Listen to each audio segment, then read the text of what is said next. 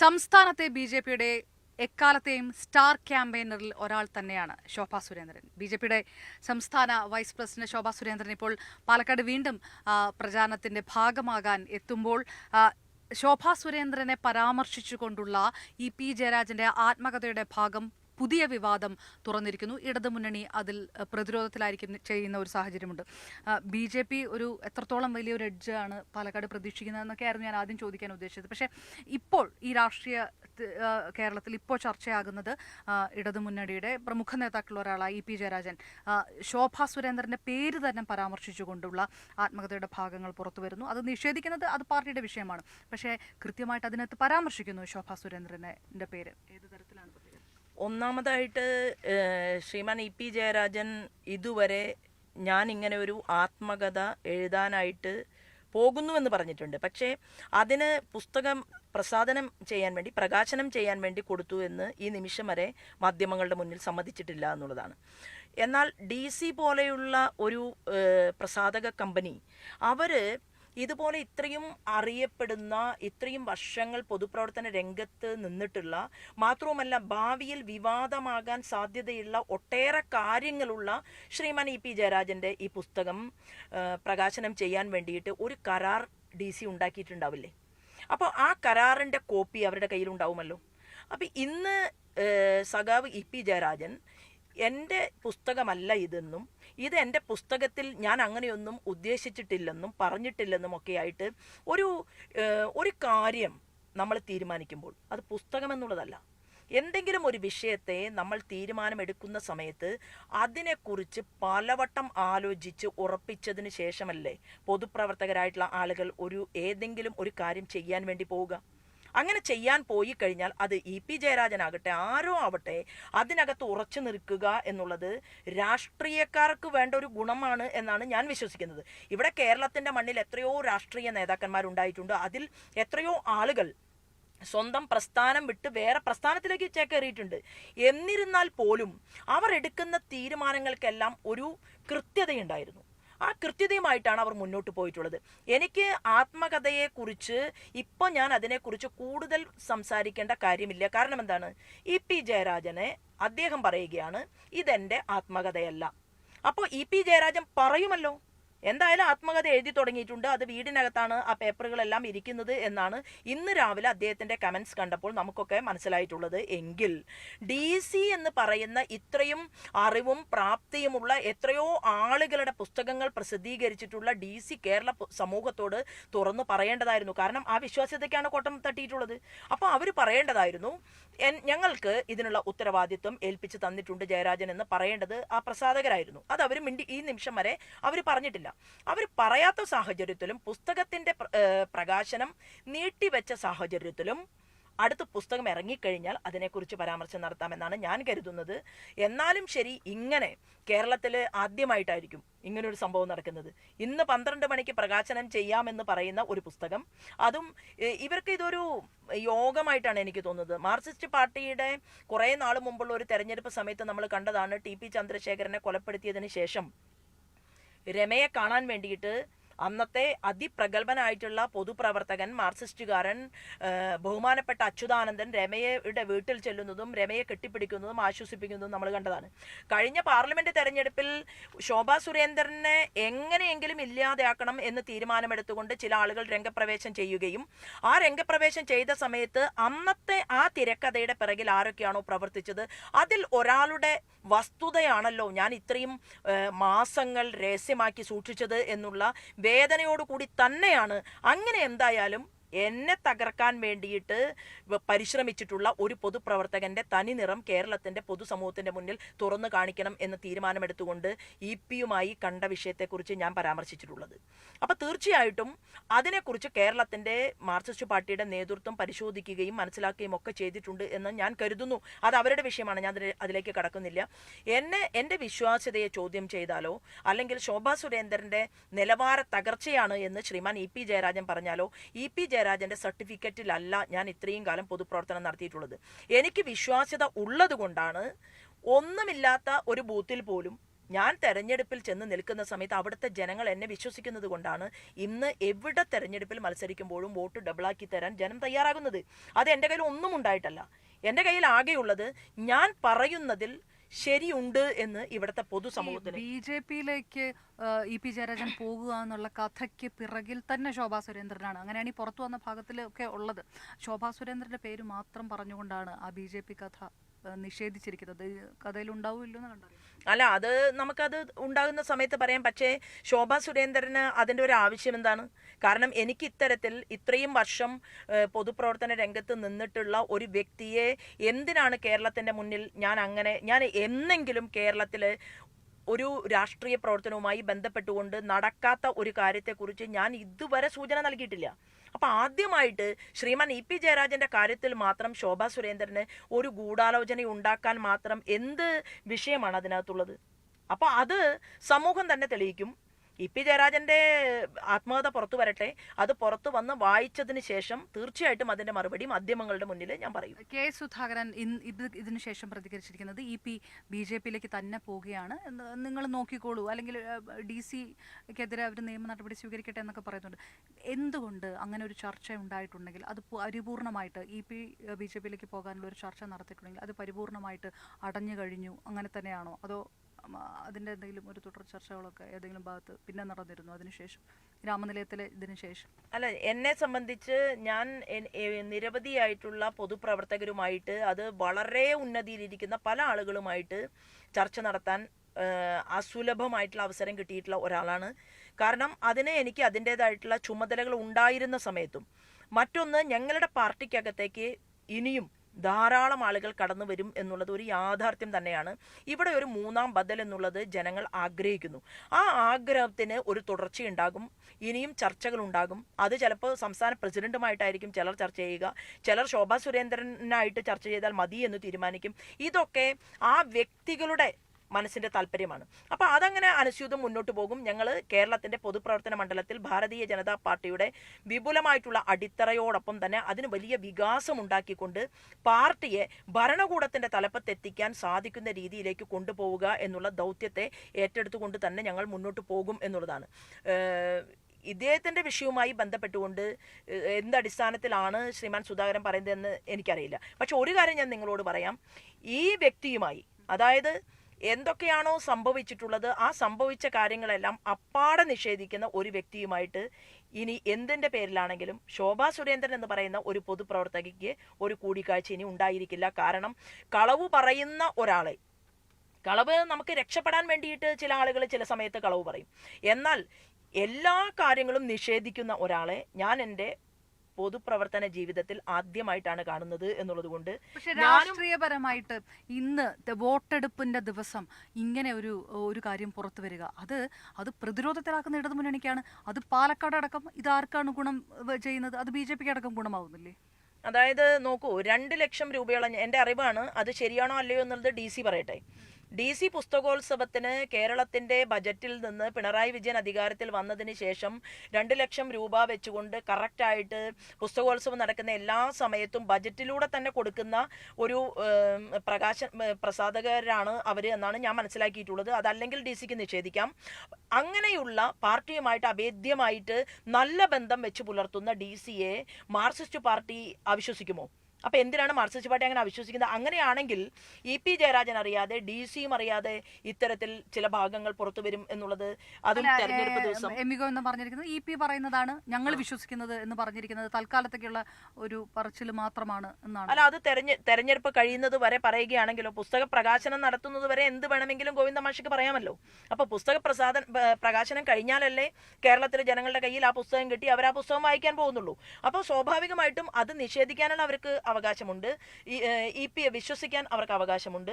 ഇ.പി.യെ വിശ്വാസമില്ലാത്തത് കൊണ്ടാണല്ലോ ഇടതുപക്ഷ ജനാധിപത്യ മുന്നണിയുടെ കൺവീനർ സ്ഥാനത്ത് നിന്ന് മാറ്റിയിട്ടുണ്ടാവുക. അത് കേരളത്തിലെ മുഴുവൻ ആളുകൾക്കും മനസ്സിലായിട്ടുണ്ട്. ഇനി അതിൽ ഒരു പൊടിക്കൈ പ്രയോഗിച്ചിട്ടും കാര്യമില്ല. എന്നാൽ ഈ DC-യെ അവിശ്വസിക്കുന്നുണ്ടോ? ആ ചോദ്യത്തിന് ഉത്തരം പറഞ്ഞിട്ടില്ല. DC-യും നിലപാട് വ്യക്തമാക്കേണ്ടതായിരുന്നു. കാരണം എന്താണ്, ഇത്രയും റെപ്യൂട്ടേഷനോട് കൂടിയിട്ട് കാര്യങ്ങൾ ചെയ്തുകൊണ്ടിരിക്കുന്ന ഒരു പ്രസാധകൻ ഇങ്ങനെ എന്തിനാണ് ഭയപ്പെടുന്നത്? അവരതിന്റെ മറുപടി പറയേണ്ടതല്ലേ? ഈ ഇത്ര സമയമായിട്ടും, ഇന്ന് രാവിലെ ഇത്രയും വലിയ വിവാദം കത്തിപ്പടർന്നിട്ടും ഈ സമയമായിട്ടും ഒരക്ഷരം പോലും ഇതിനെക്കുറിച്ച് അവർ പറഞ്ഞിട്ടില്ല. ഞാനൊക്കെ മനസ്സിലാക്കുന്നത്, ഒരു വ്യക്തിയുടെ ഒരു പുസ്തകം അത് തീർച്ചയായിട്ടും ചർച്ച ചെയ്യുന്ന സമയത്ത് അത് ഇന്ന ഡേറ്റിലേക്ക് അതിന്റെ പ്രകാശനം നടക്കും എന്നുള്ളത് തീരുമാനം ഉണ്ടാവും. മിനിമം ഒരു 3 മാസം മുമ്പെങ്കിലും അത് തീരുമാനിക്കും. ഡേറ്റും സമയവും വെന്യൂവും എല്ലാം തീരുമാനിക്കും. അതിൽ ആരൊക്കെ പങ്കെടുക്കണം എന്ന് പോലും തീരുമാനിക്കും. അങ്ങനെ തീരുമാനമെടുക്കുന്ന നമ്മുടെ നാട്ടിൽ ആരെ പറ്റിക്കാൻ വേണ്ടിയിട്ടാണ് ഇപ്പോൾ ഈ പുസ്തകത്തിനെ കുറിച്ച് ഇങ്ങനെ ഒരു ചർച്ച ഉണ്ടാക്കിയിട്ടുള്ളത് എന്ന് നമുക്കറിയില്ല.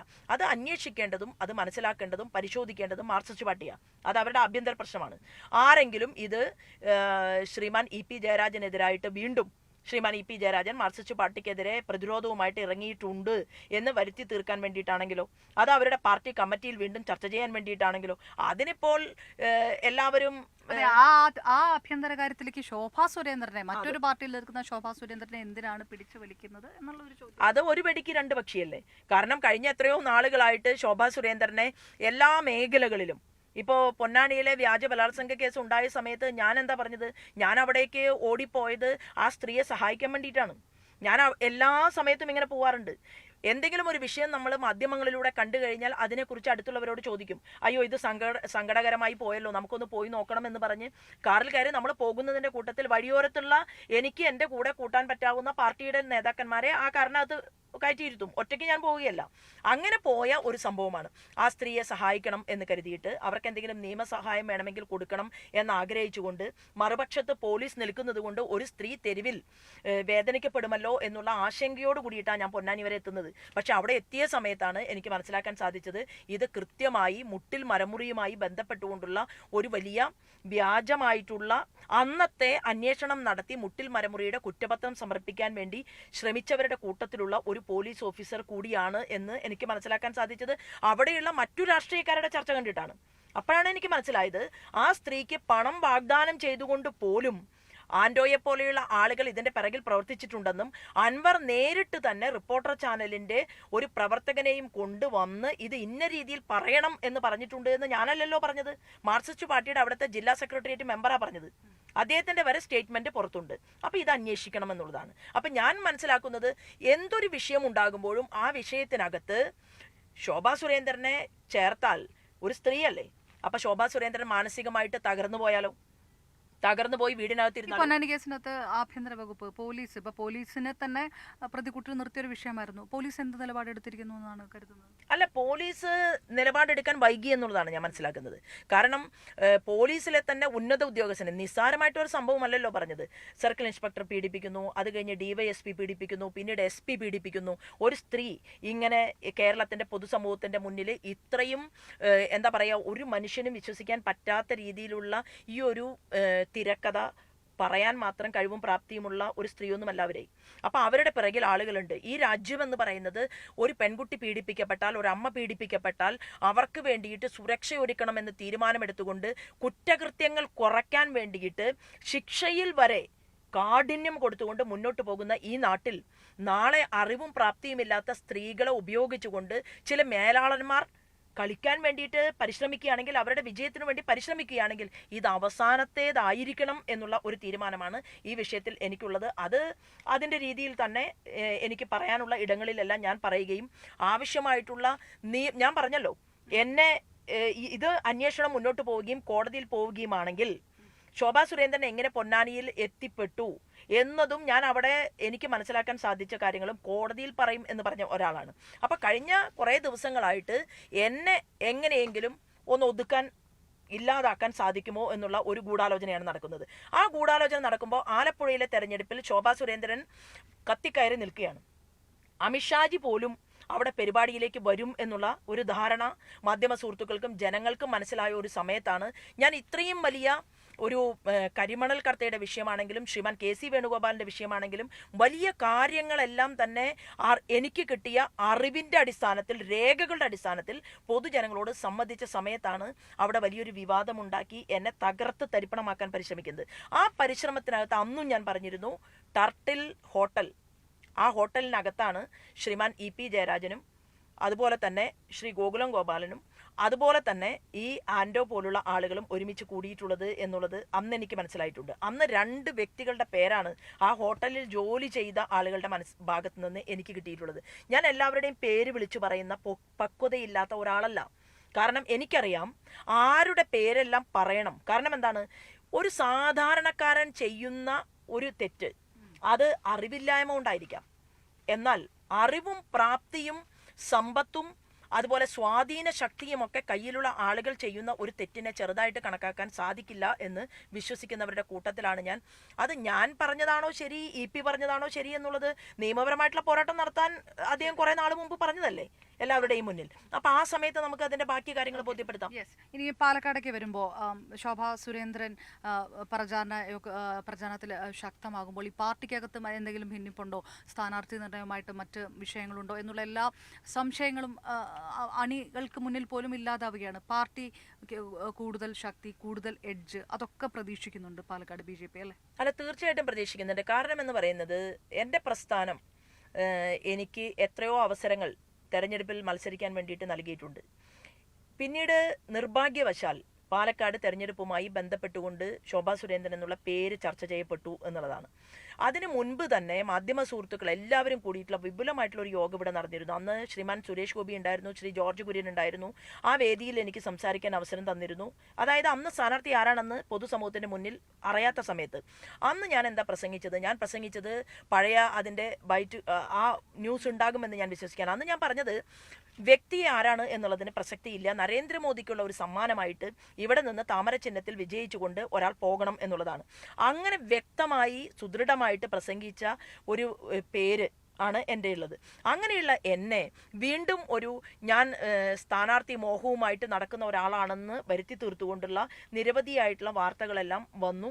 എന്നാൽ മാധ്യമങ്ങളെ അങ്ങനെ മാധ്യമ പ്രവർത്തകര് നിങ്ങൾ നടത്തുന്ന പ്രവർത്തനത്തിൽ എപ്പോഴും മാധ്യമങ്ങൾ പറയുന്നത് ശരിയല്ല, നിങ്ങൾ അത് ചെയ്തു ഇത് ചെയ്തു എന്നൊന്നും പറഞ്ഞിട്ട് എടുത്തു ചാടിയിട്ട് രംഗത്ത് വരുന്ന ഒരാളൊന്നുമല്ല ഞാൻ. കാരണം മാധ്യമ പ്രവർത്തകർക്ക് സ്വാതന്ത്ര്യങ്ങളൊക്കെ ഉണ്ട്. പക്ഷേ അത് തീർച്ചയായിട്ടും പിന്നീട് ഇവിടുന്ന് കാണാൻ സാധിച്ചിട്ടുള്ളത് വലിയ ഒരു 2 തട്ടിലായിട്ട് ഭാരതീയ ജനതാ പാർട്ടിയുടെ പ്രവർത്തകർ നിൽക്കുന്നു എന്ന് ധ്വനിപ്പിക്കുന്ന രീതിയിലുള്ള വാർത്തകൾ വന്ന ഉടൻ ആ സമയത്ത് തന്നെ ഞാൻ പ്രതികരിച്ചിട്ടുണ്ട്.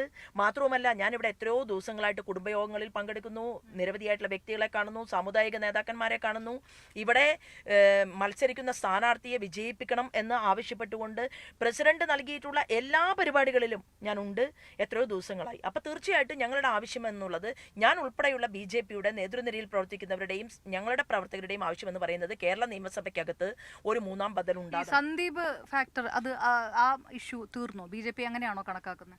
അല്ല, അതിൽ വ്യക്തമായിട്ട് സന്ദീപ് തന്നെ പറഞ്ഞിട്ടുള്ളത്, സന്ദീപ് ഈ തെരഞ്ഞെടുപ്പിൽ വരുന്നില്ല അല്ലെങ്കിൽ സന്ദീപിനെ കണ്ടില്ല എന്നുള്ളത് ഒഴിച്ചാൽ സന്ദീപ് ഇതുവരെ ഞാൻ BJPക്കാരനല്ല എന്ന് എവിടെയും പറഞ്ഞിട്ടില്ല. അപ്പൊ അതുകൊണ്ട് തന്നെ ആ വിഷയത്തെക്കുറിച്ച് ഇനി കൂടുതൽ സംസാരിക്കേണ്ട ആവശ്യമില്ല. എത്രയോ തവണ സംസ്ഥാന അധ്യക്ഷൻ പറഞ്ഞു കഴിഞ്ഞതാണ്. ഇവിടെ എനിക്ക് കാണാൻ സാധിക്കുന്നത് പാർട്ടി വിജയിക്കേണ്ടത് അടുത്ത മുഖ്യമന്ത്രിയെ സൃഷ്ടിക്കാനുള്ള ചുവടുവയ്പ്പിന്റെ ആദ്യത്തെ സ്റ്റെപ്പാണ്. അപ്പോൾ കേരള നിയമസഭയിൽ കേന്ദ്രം കൊടുക്കുന്ന ഫണ്ടുകളെ കുറിച്ച് ചോദിക്കാൻ, അവിടെ നടക്കുന്ന ഇന്ന് കേരളത്തിൽ പാവപ്പെട്ടവരെ പാർശ്വവൽക്കരിക്കപ്പെട്ടവർക്ക് വേണ്ടി ചെയ്ത പദ്ധതികൾ പോലും പാതി വഴിയിൽ എത്തി നിൽക്കുന്ന സമയത്ത് ഇത് ജനങ്ങളിലേക്ക് എത്തിച്ചു കൊടുക്കാൻ 300 പദ്ധതികൾ എത്തിച്ചു കൊടുക്കാൻ കാര്യമാത്ര പ്രസക്തമായിട്ടുള്ള ചോദ്യങ്ങൾ നിയമസഭയിൽ ഉന്നയിക്കാൻ ഞങ്ങൾക്ക് ആളുകൾ വേണം എന്നുള്ളത് കൊണ്ട് തന്നെയാണ് ശ്രീ ബാലകൃഷ്ണനും അതുപോലെ തന്നെ പാലക്കാട് നിന്ന് കൃഷ്ണകുമാറിനെയും വിജയിപ്പിക്കണമെന്ന് ഞങ്ങൾ ജനങ്ങളോട് പറഞ്ഞിട്ടുള്ളത്. മോദിജി പറഞ്ഞതുപോലെ പക്ഷേ ഈ മുനമ്പം വിഷയമൊക്കെ BJP എടുക്കുമ്പോൾ വർഗീയ ധ്രുവീകരണം നടത്തുകയാണ് BJP, അങ്ങനെ വോട്ട് എടുക്കാൻ നോക്കുകയാണെന്നുള്ളൊരു ആരോപണം ഉണ്ടല്ലോ. അല്ലെ, നോക്കൂ, ഭാരതീയ ജനതാ പാർട്ടിയെ സംബന്ധിച്ച് ഞങ്ങളുടെ പാർട്ടിക്കകത്ത് എല്ലാ മതത്തിലും പെട്ട ആളുകളുണ്ട്. ഇസ്ലാമിക മതപണ്ഡിതന്മാരാണ് രംഗപ്രവേശം ചെയ്യേണ്ടത്. അവർ പറയണം ശരിയത്ത് കോടതിയല്ല നമ്മുടെ നാട്ടിൽ നിലനിൽക്കുന്നത് എന്ന് പറയാൻ ഈ ആധുനിക കാലഘട്ടത്തിൽ മുസ്ലിം മതപണ്ഡിതന്മാർ തയ്യാറാകണമെന്നുള്ള ഒരു അപേക്ഷയാണ് എനിക്ക് അവരോടുള്ളത്. ഇവിടെ ചേരിതിരിവ് ഉണ്ടാക്കുന്നത് നിങ്ങളുടെ സ്റ്റേറ്റ്മെന്റ് വരണം. നിങ്ങൾ പറയണം കേരളത്തിന്റെ പൊതുസമൂഹത്തോട്, 10 സെന്റ് സ്ഥലം ഒരാൾ വാങ്ങി വീട് വെച്ചിട്ടുണ്ടെങ്കിൽ അവർ ആ സ്ഥലത്തിന്റെ അവകാശികളാണ് എന്ന് പറയാൻ ഒരു മടിയും വെക്കേണ്ട കാര്യമില്ല. മാത്രവുമല്ല, ഈ വഖഫ് നിയമ ഭേദഗതി വരുത്തിയിട്ടുള്ളത് കോൺഗ്രസിന്റെ നേതൃത്വത്തിൽ, മിസ്റ്റർ മൻമോഹൻ സിംഗിന്റെ നേതൃത്വത്തിലാണ്. ആ അന്ന് നടത്തിയിട്ടുള്ള നിയമ ഭേദഗതി കൊണ്ടാണ് വഖഫിന് തോന്നുന്ന രീതിയിൽ സ്ഥലം അക്വയർ ചെയ്യാമെന്നുള്ള ഒരു സാഹചര്യം ഉണ്ടായിട്ടുള്ളത്. അപ്പൊ ആർക്കാ തെറ്റുപറ്റിയത് കോൺഗ്രസിനാണ്. ആ തെറ്റുപറ്റിയ കോൺഗ്രസും മാർക്സിസ്റ്റ് പാർട്ടിയുടെ കേരളത്തിലെ ഭരണ നേതൃത്വവും ഒരുമിച്ച് ചേർന്നുകൊണ്ടാണ് പ്രമേയം പാസാക്കിയത്. എന്താണ് നരേന്ദ്രമോദി പറഞ്ഞ എന്താണ്, ഇതില് വന്നിട്ടുള്ള തെറ്റുണ്ട്, അതായത് വഖഫ് നിയമ ഭേദഗതിയിൽ സാരമായിട്ടുള്ള അന്യായം കടന്നുകൂടിയിട്ടുണ്ട്. അതുകൊണ്ടാണ് അത് തിരുത്തിക്കൊണ്ട് മറ്റൊരു നിയമ ഭേദഗതി വേണം എന്നാവശ്യപ്പെട്ടുകൊണ്ട് ഇന്ത്യയുടെ പ്രധാനമന്ത്രിയും ആഭ്യന്തര വകുപ്പ് മന്ത്രിയും ഒക്കെ മുന്നോട്ട് വന്നിട്ടുള്ളത്. ഞങ്ങൾക്ക് ഒരാളോടും പ്രതിഷേധമില്ല എന്നുള്ളതാണ്. കാരണം ഞങ്ങളുടെ ഏകാത്മ മാനവ ദർശനം എന്ന് പറയുന്നത് അത് ഏറ്റവും കൂടുതൽ ലോക സമസ്ത സുഖിനോ ഭവന്തു എന്ന് പറയുന്നതാണ്. എല്ലാവർക്കും സുഖമുണ്ടാകട്ടെ എന്ന് പ്രാർത്ഥിക്കുന്ന ഒരു പാർട്ടി, എല്ലാവർക്കും ആയുരാരോഗ്യ സമ്പൽ സമൃദ്ധിക്ക് വേണ്ടി പ്രാർത്ഥിക്കുന്ന ഒരു പാർട്ടി. അങ്ങനെയുള്ള ഒരു പാർട്ടിക്ക് മുസ്ലിം ഇവിടെ അന്യനല്ലല്ലോ, അവരെ കൂടി നമ്മൾ ചേർത്ത് പിടിക്കുകയല്ലേ. നമ്മുടെ രാജ്യത്തെ മുസ്ലിങ്ങൾ അവരാരാണ്? അവർ വേറെ അമ്മയുടെ മക്കളല്ല, അവർ ഈ ഭാരതം എന്ന് പറയുന്ന അമ്മയുടെ മക്കളാണ്. അപ്പൊ പക്ഷേ തെറ്റ് നമുക്ക് നടക്കുമ്പോൾ വഖഫ് നിയമ ഭേദഗതി വേണം എന്ന് പറഞ്ഞുകൊണ്ട് ഇന്നുള്ള ഈ അസ്വാരസ്യങ്ങൾ ഇല്ലായ്മ ചെയ്യണമെന്ന് പറയുന്ന സമയത്ത് അതിനനുകൂലമായിട്ട് ചിന്തിക്കുകയും പ്രവർത്തിക്കുകയുമാണ് ഒരു സമൂഹം ചെയ്യേണ്ടത്. ചേച്ചി, ഇനി പാലക്കാട്ടെ രാഷ്ട്രീയം കൂടെ പറഞ്ഞാൽ അവസാനിപ്പിക്കാം. BJPക്ക് അനുകൂലമായിട്ട് പ്രതിപക്ഷ നേതാവ് നിലപാടെടുക്കുന്നു എന്നാണ് ഇടതുപക്ഷം പറയുന്നത്. പ്രതിപക്ഷ നേതാവും BJPയും തമ്മിൽ ഡീലുണ്ടെന്ന് കെ മുരളീധരൻ പറയുന്നത്. LDFും UDFും തമ്മിൽ മത്സരമെന്ന് പറയുമ്പോൾ പ്രതിപക്ഷ നേതാവ് നേരെ തിരിച്ചാണ് പറയുന്നത്. അപ്പം VD സതീശൻ നിൽക്കുന്നത് BJPക്കൊപ്പമാണെന്ന് ഈ പാലക്കാട്ടെ എത്തുന്ന CPM നേതാക്കളെല്ലാം പറഞ്ഞുകൊണ്ടേയിരിക്കുന്നു. അതെന്തുകൊണ്ടാണ്? ഒരു കാര്യം ഉറപ്പാണ്, പാലക്കാട് അസംബ്ലി മണ്ഡലത്തിനാണെങ്കിലും ചേലക്കരയിലാണെങ്കിലും നമ്മൾ കാണാൻ പോകുന്നതും കണ്ടതും കോൺഗ്രസിനകത്തുള്ള അസംതൃപ്തരായിട്ടുള്ള ആളുകൾ. കാരണം എന്തിനു വേണ്ടിയിട്ടാണോ ഈ പ്രസ്ഥാനത്തിനകത്ത് നാളിത്രയും പ്രവർത്തിച്ചത്, ജീവിച്ചത്, എന്തെല്ലാമാണോ പറഞ്ഞത്, അവര് സാധാരണക്കാരായിട്ടുള്ള പ്രവർത്തകർ നോക്കുന്ന സമയത്ത് അവർക്ക് മനസ്സിലാക്കാൻ സാധിക്കുന്നത് 60 വർഷക്കാലത്തോളം ഈ രാജ്യത്തെ ഭരിച്ചു മുന്നോട്ട് കൊണ്ടുപോയ കോൺഗ്രസിനേക്കാൾ എത്രയോ നന്നായി നരേന്ദ്രമോദി രാജ്യം ഭരിച്ചുകൊണ്ടിരിക്കുകയാണ്. നരേന്ദ്രമോദി വിശ്വസിക്കുന്ന പാർട്ടി ഭാരതീയ ജനതാ പാർട്ടിയാണ്. ലോകം മുഴുവൻ അദ്ദേഹത്തിന്റെ ഫെയിം ഉയർന്നുകൊണ്ടിരിക്കുകയാണ്. അപ്പോൾ കോൺഗ്രസിനകത്ത് BJPയോട് താല്പര്യമുള്ള ആളുകൾ വളർന്നു കഴിഞ്ഞു. മാർക്സിസ്റ്റ് പാർട്ടിക്കകത്തും ഇത് തന്നെയാണ് സംഭവിച്ചിട്ടുള്ളത്. അപ്പൊ ഇവരെ മാർക്സിസ്റ്റ് പാർട്ടി ഞങ്ങളായിട്ടുള്ള ഡീൽ എന്താണ്? ഭാരതീയ ജനതാ പാർട്ടിയിലേക്ക് മാർക്സിസ്റ്റ് പാർട്ടിയിൽ നിന്ന് ആളുകൾ ഒഴുകുന്നു, ഭാരതീയ ജനതാ പാർട്ടിയിലേക്ക് കോൺഗ്രസിൽ നിന്ന് ആളുകൾ ഒഴുകുന്നു. എനിക്ക് ആലപ്പുഴ അനുഭവമാണ്. കാരണം പുന്നപ്രയിലും വയലാറിലുമൊക്കെ അച്യുതാനന്ദന്റെ ബൂത്തിലും അതുപോലെ തന്നെ സുധാകരൻ സാറിന്റെ ബൂത്തിലും ഈവൻ KC വേണുഗോപാലിന്റെ ബൂത്തിലും ഉൾപ്പെടെ ആലപ്പുഴയിൽ കാണാൻ സാധിച്ചത് ഭാരതീയ ജനതാ കണ്ടല്ലൂർ പഞ്ചായത്ത് കോൺഗ്രസിന്റെ പഞ്ചായത്തായിരുന്നു. ഭാരതീയ ജനതാ പാർട്ടിയോട് യാതൊരു അഭിമുഖ്യവും പുലർത്താത്ത ജനങ്ങൾ ഒറ്റക്കെട്ടായി വന്ന് വോട്ട് ചെയ്തുകൊണ്ട് 1ാം സ്ഥാനത്തേക്ക് ആ പ്രദേശങ്ങളെല്ലാം മാറുകയാണ്. അപ്പൊ എന്താ അതിനർത്ഥം BJP എന്ന് പറയുന്ന പ്രസ്ഥാനത്തിനരികിലേക്ക് ആളുകൾ ഒലിച്ചു വരുമ്പോൾ അല്ലെങ്കിൽ കടന്നു വരുമ്പോൾ അവരെ ഞങ്ങൾ സ്വീകരിച്ചുകൊണ്ട് കഴിഞ്ഞ പാർലമെന്റ് തെരഞ്ഞെടുപ്പിൽ ഇത്രയും 20% വോട്ടുകൾ ഭാരതീയ ജനതാ പാർട്ടിക്ക് കിട്ടിയപ്പോ അതിന്റെ ഒരു ജലസ് എന്ന് പറയുന്നത് 2 മുന്നണികൾക്കുമുണ്ട്. ആ 2 മുന്നണികളും പറയുകയാണ് ഇതിന്റെ കാരണം കോൺഗ്രസ് ആണെന്ന് മാർക്സിസ്റ്റ് പാർട്ടി പറയുന്നു, മാർക്സിസ്റ്റ് പാർട്ടിയാണെന്ന് കോൺഗ്രസ് പറയുന്നു. ആരുമല്ല കാരണം ദേശീയ തലത്തിൽ നിങ്ങൾ ഇന്ത്യ മുന്നണിയുടെ ഭാഗമായിട്ട് ഒരുമിച്ച് ചേർന്നതിന്റെ റിസൾട്ടാണ് ഇന്ന് ജനങ്ങൾക്ക് ബോധ്യമായി. എന്താണ്? കേരളത്തിൽ കുറച്ചു നാളുകൂടി പറ്റിക്കും, BJPക്കെതിരായിട്ട് ഞങ്ങൾ വേറെ ആയിട്ട് മത്സരിക്കുന്നു എന്ന് പറയും. എന്നാൽ എന്താണ്? ഒന്നാണ് എന്നുള്ള ബോധ്യം എങ്ങനെ കണ്ടു? കഴിഞ്ഞ പാർലമെന്റ് തെരഞ്ഞെടുപ്പ് സമയത്ത് ആരും കണ്ടില്ല. പാലക്കാട് പ്രധാന ശത്രു അല്ല, 2 കൂട്ടരും, അതായത് ഇടതുപക്ഷ ജനാധിപത്യ മുന്നണിയും ഐക്യ ജനാധിപത്യ മുന്നണിയുടെയും 2 കൂട്ടരുടെയും വിഷയങ്ങൾ ചർച്ച ചെയ്തുകൊണ്ട് രാജ്യത്തെ ഭരണകൂടത്തിന്റെ ഞങ്ങൾ നടപ്പിലാക്കിയിട്ടുള്ള കാര്യങ്ങൾ ചർച്ച ചെയ്തുകൊണ്ടാണ് ഞങ്ങൾ ഈ തെരഞ്ഞെടുപ്പിനെ നേരിടുന്നത്. ഇവിടെ നമുക്ക് ഞങ്ങളെ സംബന്ധിച്ച് ശത്രുവല്ല, രാഷ്ട്രീയ പ്രതിയോഗികളാണുള്ളത്. നാളെ ഇവരൊക്കെ ഇങ്ങോട്ട് വരാനുള്ളവരാണ്. മുൻ മുഖ്യമന്ത്രിയുടെ മകൾ വന്നു, മുൻ മുഖ്യമന്ത്രിയുടെ മകൻ വന്നു, വലിയ മാറ്റങ്ങളാണ് ഉണ്ടാകുന്നത്. ഇനി ഒരുപാട് വലിയ ആളുകളും അതുപോലെ തന്നെ നല്ലവരായിട്ടുള്ള പ്രവർത്തകരും ഈ പ്രസ്ഥാനത്തിലേക്ക് വരുമെന്നാണ് ഞങ്ങൾ വിശ്വസിക്കുന്നത്. തീർച്ചയായും. ഏതായാലും പാലക്കാട് ഇനി കുടുംബയോഗങ്ങളിലേക്ക് കടക്കുകയാണ് ശ്രീമതി ശോഭാ സുരേന്ദ്രൻ. സ്ത്രീ വോട്ടർമാർ കൂടി പങ്കെടുക്കുന്ന കുടുംബയോഗങ്ങളിൽ ശോഭാ സുരേന്ദ്രൻ സാന്നിധ്യം വരുന്നതോടുകൂടി കൂടുതൽ ശക്തി BJPക്ക് പോളിംഗ് ബൂത്തിൽ എത്തുമ്പോൾ ഉണ്ടാകുമെന്നുള്ളൊരു പ്രതീക്ഷ തന്നെയാണ്. നമുക്കൊപ്പം ന്യൂസ് 8 ചേർന്ന ശോഭാ സുരേന്ദ്രൻ.